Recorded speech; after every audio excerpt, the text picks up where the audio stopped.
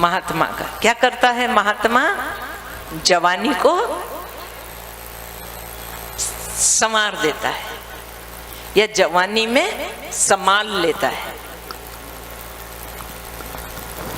अब जवानी की बात हो गई, इसके बाद बुढ़ापा। अब बुढ़ापे में किसका आशीर्वाद? परमात्मा का। अब परमात्मा क्या करेगा बुढ़ापे में? आजा बेटा, तूने जो भी किया है सब माफ कर दो।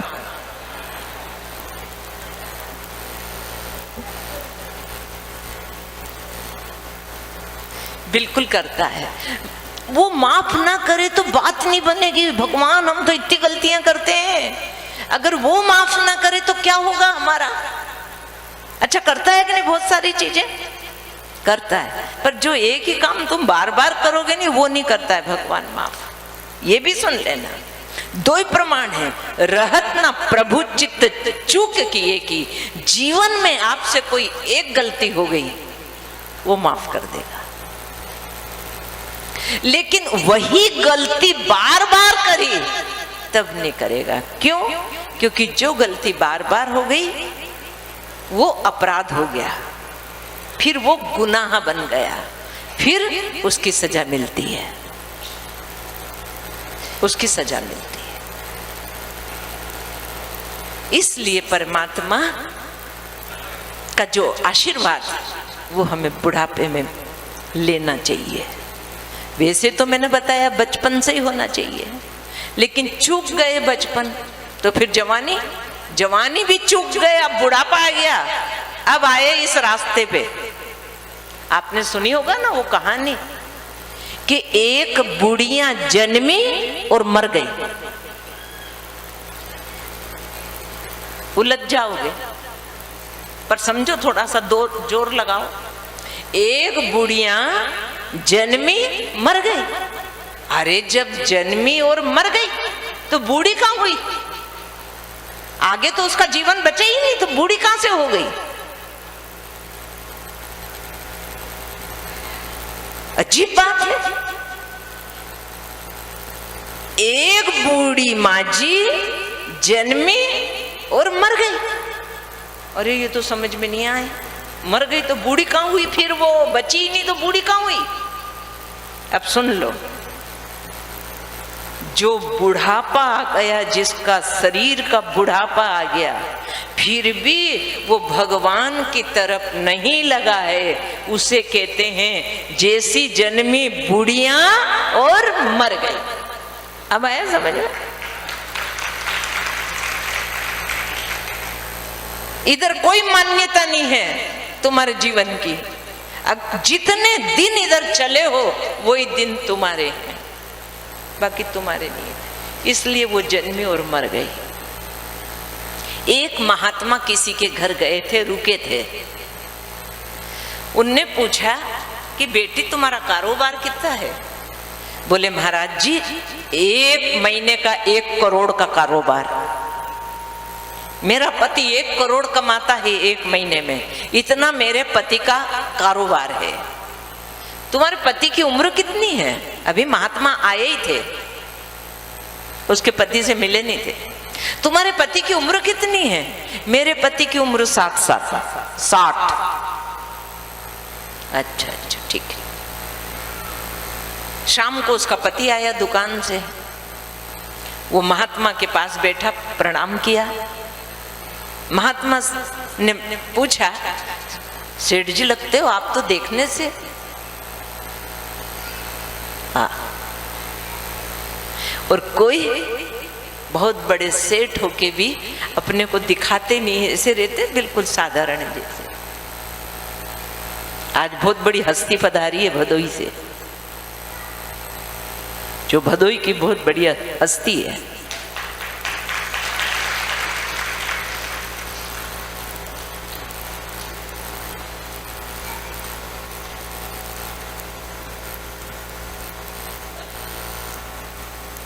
बहुत गलतियां होती है नाम लेने में।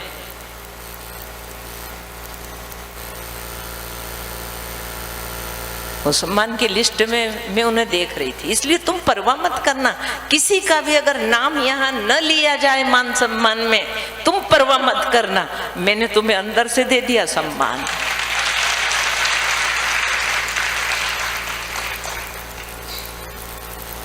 हाँ, ये तो भौतिक चीजें हैं, इनमें अपना मन छोटा मत करना।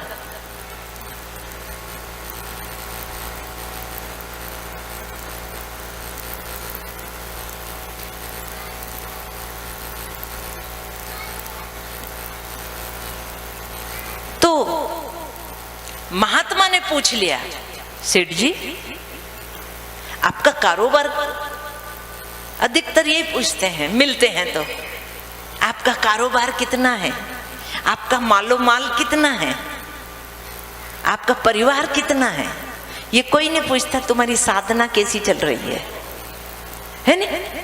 माला कितनी कर रहे हो, नाम कितना ले रहे हो भगवान का, ये नहीं पूछेगा कोई भी।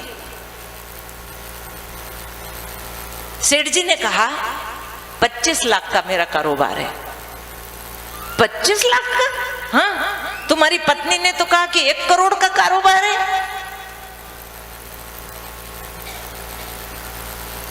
तब वो सेठ जी बोला, महाराज जी कारोबार 1 करोड़ का है, पर मैं मानता नहीं हूं 1 करोड़ का। मैं साल में 25 लाख अच्छे काम में लगाता हूं, वो मेरा वो कारोबार है। जो पैसा अच्छी जगह लगे, समाज के कल्याण में, जनता के कल्याण में, लोगों के कल्याण में लगे, बस वो पैसा, वो मेरी कमाई है। क्या जवाब दिया? वो मेरी कमाई। हाँ, नहीं तो खूब पैसा है, सब तुम्हारे घर में सुख है, और इधर नहीं लगे हो तो मन ऊब जाएगा, ऊब जाएगा। स्वर्ग के देवता तुम छोड़ो धरती की बातें, स्वर्ग के देवता जो स्वर्ग में रहते हैं, एक दिन भगवान नारायण के पास में गए और जाकर के भगवान नारायण से बोला, उनने कहा कि इस लोक से, यानी स्वर्ग लोक से, इस लोक से मन ऊब गया है, अब कोई दूसरे लोक में हमें भेजो।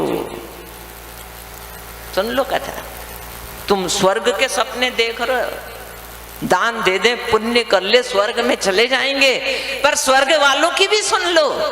वो भगवान नारायण से कह रहे हैं, सारे देवता मिलकर के पहुंचे, इस लोक से अब थोड़ा मन ऊब गया है, किसी दूसरे लोक में भेज दो।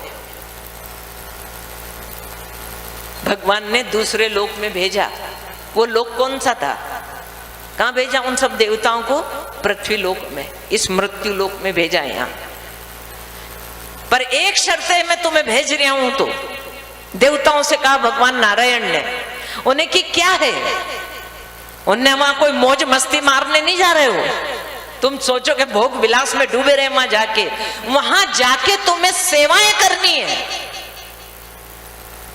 क्योंकि नारद ने मुझे आके मृत्यु लोक का समाचार दिया है। लोगों की स्थितियां अच्छी नहीं है, समय पे पानी नहीं बरस रहा है, कहीं पे अतिवृष्टि हो रही है। रात को धमाका देखा आपने यहाँ पानी का?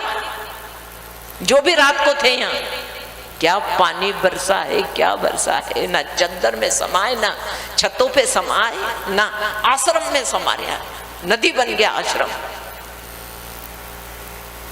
मुझे नारद ने बताया है, कहीं अतिवृष्टि है तो कहीं अनावृष्टि है, कहीं आग है तो कहीं डूब रहे हैं पानी में, कोई कैसे मर रहा है तो कोई कैसे मर रहा है, अच्छी स्थिति नहीं है।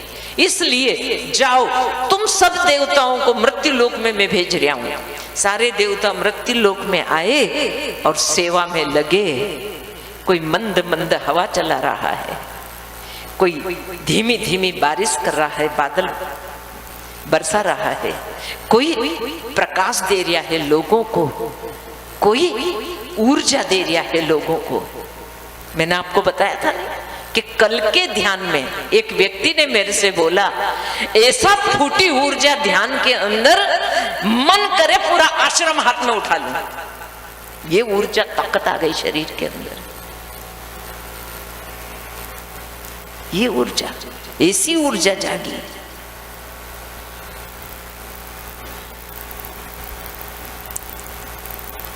सारे देवता लग गए, कहां पानी नहीं है, कहां कुआं नहीं है, कहां पोखर नहीं है, कहां तालाब नहीं है, सारे सेवा में लगे।